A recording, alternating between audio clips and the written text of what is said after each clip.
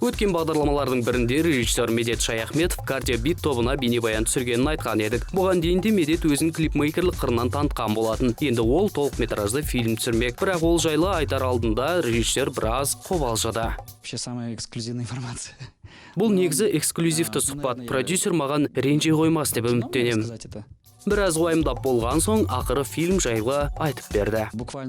Осыдан бірнеше күн бұрын жаңа жобаға ұсыныс келіп түсті. Ол «Как дети ловили йоти» атты толықметражды фильм. Қысқаша айтар болсам, шытырман оқиғалы комедия болмақ. Оның түсіріліміне Медет жуырда кіріседі. Осы жазда фильмнің түсірілімін бастаймыз. Ол өзіміздің елімізде таспаланады. Аталмыш фильмде ересек адамдар төбе көрсеткенімен, оны отбасыңызбен бірге көруге болады.